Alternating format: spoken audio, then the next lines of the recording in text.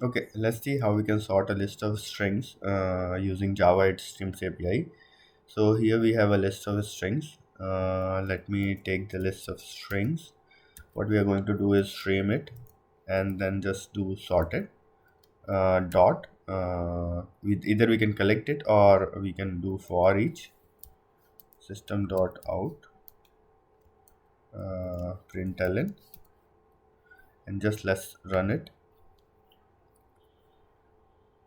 So it's sorting it in the lexicographical order, where A comes first and then the B. However, this sorted method is always sorting it in the natural order.